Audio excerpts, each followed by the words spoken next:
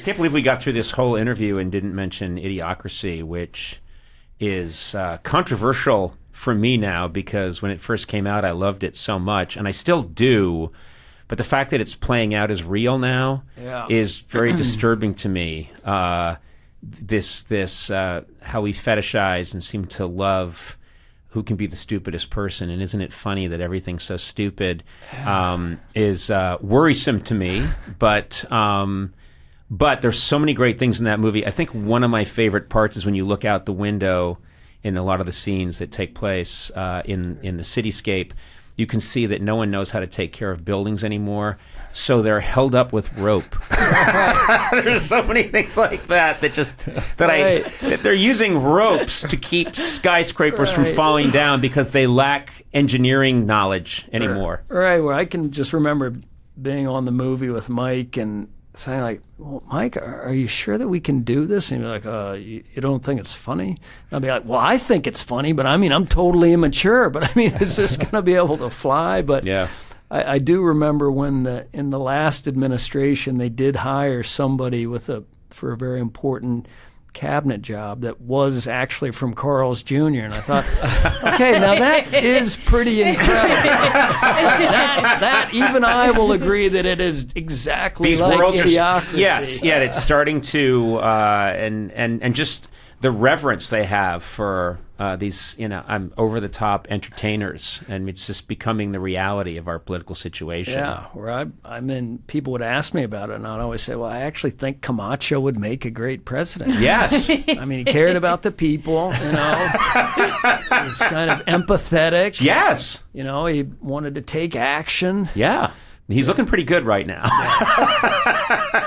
But yeah, Mike Judge is pretty incredible guy. I mean, he is, yeah. Speaking of people like Martin Short, but somebody like Mike is one of those people. I think there are people like you that came from like a big family where humor was part of it, and then the National Lampoon where it would have been encouraged and just part of your everyday life was humor and being funny. But then I also think there are those people where it gets kind of beaten out of you, not physically, but you get constantly told like, that's not funny, and like, yeah, you shouldn't do that kind of thing. Where I always get a kick out of those kind of people, and I'm sure you've run across somewhere. Is Mike one of those? Mike Judge? That's how one of I those feel. guys? Where it's almost kind of a quiet kind of rebelliousness and determination to have like kept going with their kind of brand of humor, and. Yeah, I always kind of admire people like that. Even I remember talking to Errol Morris one time, and the great documentary filmmaker, and he was just saying that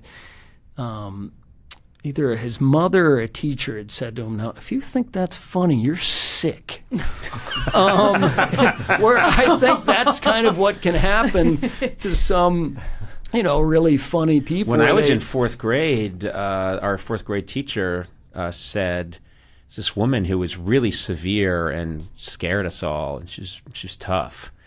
And she said, anyone who talks to themselves is crazy.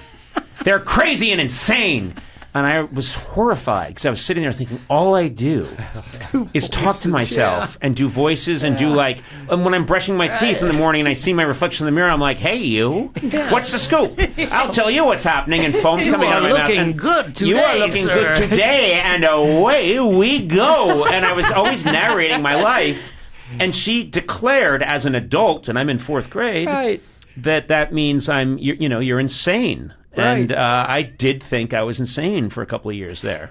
Yeah, and I do think that there are like kids that hear something like that and think, okay, well, if I want to, make a living and meet somebody and fall in love and have a family, that they're right. I've got to stop doing this. I've got to stop talking to myself. Right. So I mean, I think that's always been one of my favorite things about people out here, meeting people, kind of creative people or funny people especially, where they've kind of held on to that kind of their humor through, being told it's something that they need to kind of let go. Yeah, I see it as just not growing up. There's no reason to grow up. Yeah. As long as you're paying your taxes and being a moderately responsible citizen, there's really no reason to be an adult.